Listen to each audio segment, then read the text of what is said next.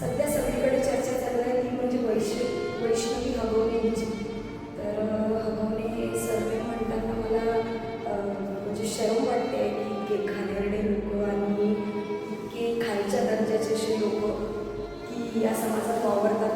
तर याची खरंच एक लाज वाटते आहे. पण ताईसोबत जी पण घटना घडली आणि ज्या पण गोष्टी घडल्या त्याबद्दल खरंच म्हणजे असं मन हादरते आपलं. कारण की इतकी मॉडर्निटी असल्यानंतरही, इतकी श्रीमंती असल्यानंतरही, इतकी सुशिक्षित फॅमिली असल्यानंतरही त्यांचे विचार इतके घाण लेवलचे असू शकतात. हे खरंच खूप लज्जास्पद गोष्ट आहे. म्हणजे एखादी मुलगी तुमच्या घरी इतके छान स्वप्न सजवून येते, तिचा वडील कुठल्याच गोष्टीत कमतरता करत नाही. म्हणजे की ना ते लग्न आपल्यासाठी एक स्वप्न आहे. ज्या पद्धतीचं लग्न वैष्णवी ताईंचं त्यांच्या वडिलांनी केलं की इतकं ग्रँड लग्न केलं. त्यानंतर 51 तोळे सोनं, 7.5 किलो चांदी, त्याच्यानंतर फॉर्च्युनर गाडी, त्याच्यानंतर 1.5 लाखाची वॉच, 1.5 लाखाचा मोबाईल. मुलगी येता जाता 1-2 लाख असेच दिलेले आहेत प्रत्येक वेळेस. तरीसुद्धा तिला इतक्या लेवलवर टॉर्चर केलं फक्त गुंड्यासाठी, फक्त पैशांसाठी, की शेवटी तिला सुसाईड करावी लागली. या लोकांनीच मानलं, अजून स्पष्ट झालेलं नाही. तर खरंच ही किती लाजिरवाणी गोष्ट आहे की तुम्ही कुठल्या तरी मुलीसाठी या स्थळावर जाऊन पोचता, पैशांसाठी या स्थळावर जाऊन पोचता, की एखाद्याचा जीव जातोय किंवा एखादा आपल्या त्रासामुळे म्हणजे मरणाचा मार्ग स्वीकारतोय. तर हेही तुम्हाला म्हणजे याचीही शरम वाटत नाही. तर आजकाल काय झालं आहे ना की या लोकांसाठी पोलीस स्टेशन किंवा कोर्टातही कडक कारवाई होत नाही. आणि सगळ्या म्हणजे कुठलीच केस अशी नाही की ती नॉन बेलेबल असेल. तर सगळ्या बेलेबल आहेत. त्यामुळेही या लोकांना खूप माज आलेला आहे. तर तिकडेही काही कडक कारवाई होणार नाही किंवा तिकडच्या आपण होप्स पकडून राहू शकतो असंही काही नाही. कोर्टात गेल्यानंतर ही तिथे तारीखवर तारीख असत राहते. शेवटी तोपर्यंत त्या कालावधीत मुलगी सर्वाइव्ह करते की त्या तारखा होत राहतात. त्यांचे वकीलसुद्धा तारखा घेत राहतात आणि आपला वकीलसुद्धा लढत राहतो. त्याचा काही फायदा होत नाही.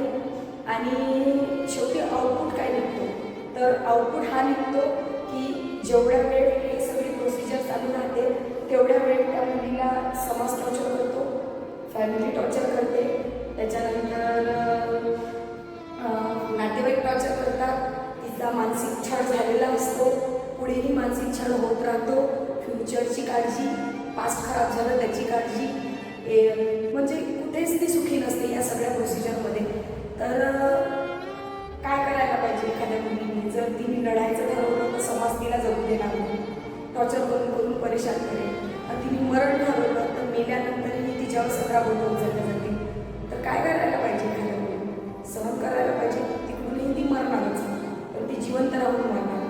आणि जर ती मेली तर ती मेल्यावरही तिच्यावर बोटंच उचलल्या जातील. म्हणजे जर वैष्णवी ताईंचं जर उदाहरण घेतलं तर लोक म्हणतात की त्या श्रीमंताच्या घरी, आणखी श्रीमंताच्या घरी तुमची मुलगी फार म्हणजे खुश राहते म्हणून श्रीमंताच्या मुलगी गरिबाच्या घरी राहते. तर तुम्हाला काय वाटते गरिबाच्या घरी असं होत नाही?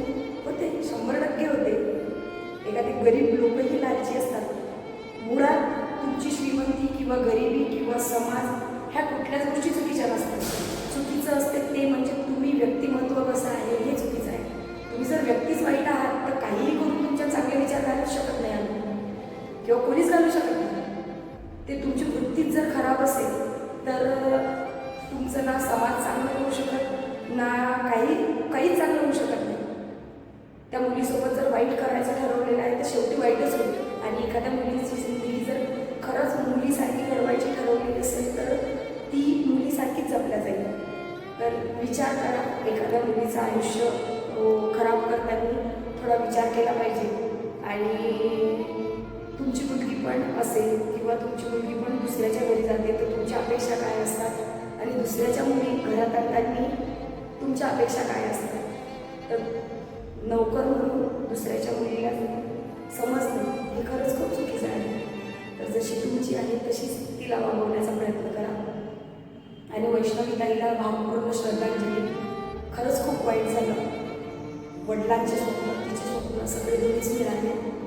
पण सगळ्या समाजाने मिळून या गोष्टीचा विचार केला पाहिजे आणि सरकारने तर खास करून विचार केला पाहिजे की हे ज्या अशाच घटना घडत राहिल्या तर मुलींचं भविष्य तसे धोक्यात आहे, तसे धोक्यात आहे.